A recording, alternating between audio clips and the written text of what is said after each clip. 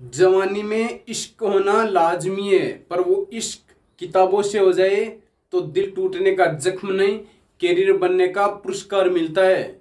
जय हिंद साथियों, स्वागत है आपके अपने YouTube channel GK Kumawat and मेपेश पर। जैसा कि आपको मालूम है, हम आज इस वीडियो में बात करेंगे कि हमास क्या है, इसकी शुरुआत कब और कैसे हुई, इसको हथियार कौन उपलब्ध कराता है और इसकी जड़ें कहां तक मजबूत है। तो आइए शुरुआत करते हैं बिना किसी बकवासी के।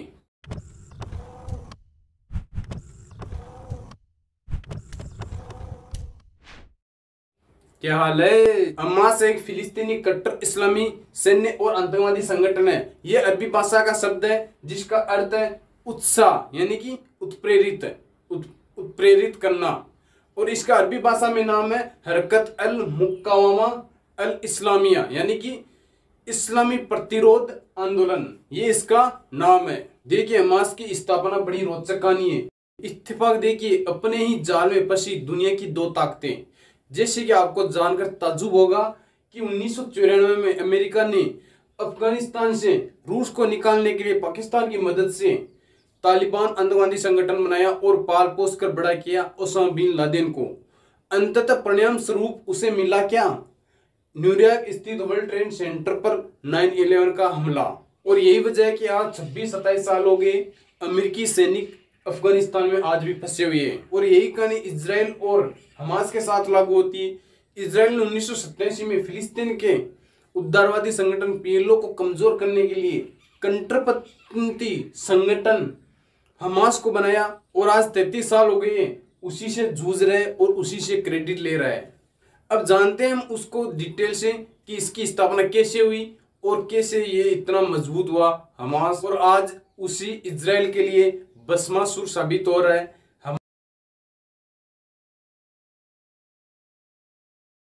हमास की स्थापना मिस्र के इस्लामिक संगठन मुस्लिम ब्रदरहुड और फिलिस्तीन के मुसलमानों ने मिलकर 1973 में एक इस्लामिक सेंटर के रूप में हमास का गठन किया था। तब इसके मुखिया थे, यानी इसके अध्यक्ष बने थे शेख अहमद यासीन, जो कि एक फिलिस्तीनी मुस्लिम थे जिसका गाजा पट्टी में काफी प्रभाव था।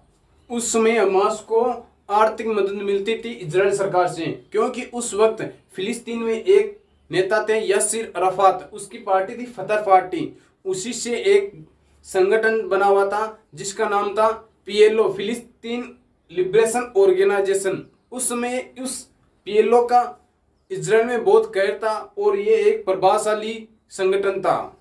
और उस पीएलओ संगठन का मुख्य लक्ष्य था यहूदी राष्ट्र की तबाही करना। और पीएलओ राजनीतिक हत्याएं और अपहरण जैसी वारदातों को अंजाम देता था। और खास बात यह है कि पीएलओ को अरब देशों ने राजनीतिक मान्यता दे रखी थी, लेकिन ये इजराइल के लिए पीएलओ एक आतंकवादी संगठन था। और यही वजह थी कि पीएलओ की शक्ति को कम करने के लिए इजराइल सरकार उसे हमास को आर्थिक मदद देती थी। हमास के नेता शेख अहमद यासीन को संगठन की गतिविधियों को संचालन करने के लिए इजराइल सरकार पूर्ण रूप से आर्थिक मदद करती थी। लेकिन स्थिति तब बदली जब हमास की हकीकत दुनिया के सामने आई और दुनिया को उसकी असलियत का पता चला। हमास की असलियत 1987 यानी कि 1987 में उसकी आधिकारिक स्थापना के साथ सामने आई। और जब हमास का चार्टर प्रारूप सामने आया तो उसमें न सिर्फ केवल यहूदी राष्ट्र की तबाही करना शामिल था, बल्कि यहूदियों को तबाह करना भी, यहूदियों को सफा करना भी उसमें शामिल था। और हमास का एकमात्र लक्ष्य था कि यहूदी प्रशासन के स्थान पर इस्लामी शासन की स्थापना करना। लेकिन तब तक इजराइल के लिए बहुत देर हो चुकी थी। फिर बात आती है 1989 में, जब एक ऐसा मौका आया जब इजराइल ने हमास के नेता शेख अहमद यासीन को गिरफ्तार कर लिया और आजीवन कारावास की सजा दे दी। लेकिन इसी बीच जॉर्डन में हमास के दूसरे नेता खालिद मसाल की हत्या की कोशिश में इजराइल की खुफिया एजेंसी मोसाद के 2 एजेंट पकड़े गए। और दोनों एजेंटों को छोड़ने की एवज में जॉर्डन सरकार ने इजराइल सरकार से यासीन को रिहा करने की मांग की। मजबूरन इजराइल सरकार ने अपने एजेंटों को बचाने के लिए यासीन को रिहा करना पड़ा। उसके बाद हमास ने सशस्त्र विभाग का गठन 1992 में किया और 1993 में इजराइल में पहला आत्मघाती हमला किया। और तब से लेकर 2005 तक कई आत्मघाती हमले इजराइल में किए।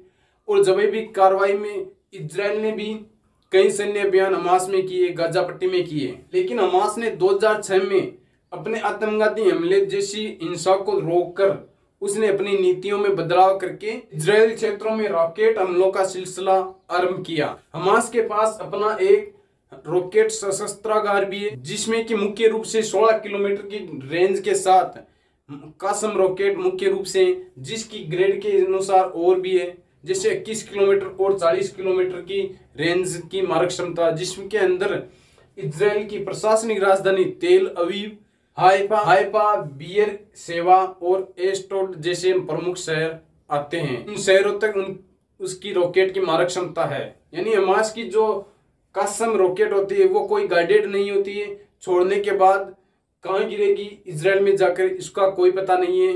और लेकिन इजराइल के पास ऐसी मिसाइल है कि वो उन्हें हवा में मार गिराकर वो अपने नागरिकों का बचाव आसानी से कर सकता है। और फिर 1993 के ओस्लो समझौते के साथ ही स्थितियां बदलकर बिल्कुल विपरीत हो गई और वक्त ने एक नया मोड़ ले लिया। इजराइल, जिसे अपना प्रधान शत्रु कहता था पीएलओ, फिलिस्तीन लिबरेशन ऑर्गेनाइजेशन, उसे राजनीतिक मान्यता दे दी और इसी राजनीतिक मान्यता के साथ पीएलओ भी यहूदी राष्ट्र की तबाही का लक्ष्य भूल चुका था। लेकिन इसके विपरीत हमास, जिसे इजराइल सरकार आर्थिक मदद करती थी, वो बन गया इजराइल सरकार का जानी दुश्मन।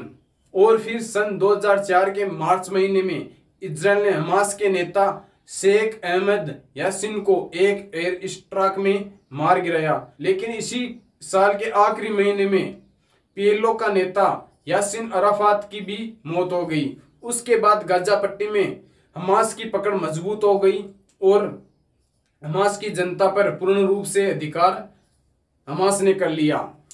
और एक साल के भीतर ही हमास ने पूरे इलाके में यानी गाजा पट्टी में अपनी पकड़ बहुत मजबूत कर ली और 2006 के चुनाव में जीतकर अपनी सरकार भी गाजा पट्टी में बनाई थी।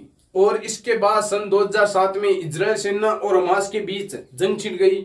युद्ध विराम होने के बाद भी हमास की पकड़ गाजा पट्टी में बहुत मजबूत रही और वेस्ट बैंक में भी फतेह पार्टी की सरकार होने के बावजूद भी पूरी तरह से प्रभाव हमास का। 2006 के बाद इसी महीने में फिलिस्तीन में इलेक्शन होने वाले थे, लेकिन इजराइल और हमास के बीच संघर्ष छिड़ जाने की वजह से राष्ट्रपति महमूद अब्बास ने अनिश्चित काल के लिए स्थगित कर दिए।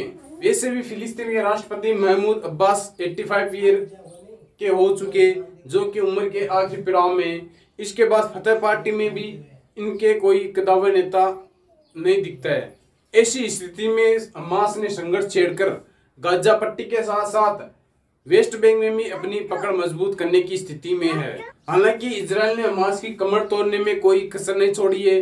गाजा पट्टी की चारों ओर से घेराबंदी कर उसे आर्थिक रूप से भी कमजोर कर दिया गया है, लेकिन इसका परिणाम आम जनता को भुगतना पड़ रहा है, क्योंकि हमास की आबादी लगभग 20 लाख है। अब बात करते हैं हमास को हथियार कहां से मिलता है।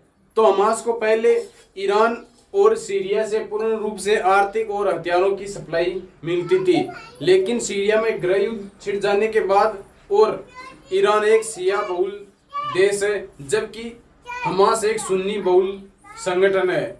इस कारण दूरियां बढ़ गई, इसलिए ईरान और सीरिया से आर्थिक मदद मिलना बंद हो गई। लेकिन वर्तमान में तुर्की और कतर का पूर्ण रूप से समर्थन हासिल है उसे।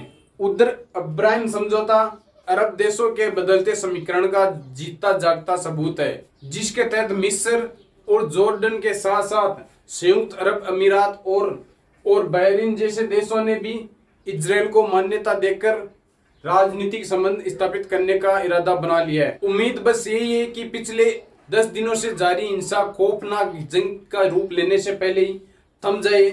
इसलिए दोनों पक्षों पर वैश्विक दबाव बनाना जरूरी है कि तनाव कम किया जाए। लेकिन इतना तो तय है कि आने वाले समय में हमास पर नकेल कसना इजराइल के लिए बेहद चुनौतीपूर्ण होगा, क्योंकि वो कहते हैं ना, जैसा बीज बोओगे वैसी फसल काटोगे। उम्मीद करता हूं कि आपको सारी जानकारी समझ में आएगी। मिलते हैं नेक्स्ट वीडियो के साथ, तब तक के लिए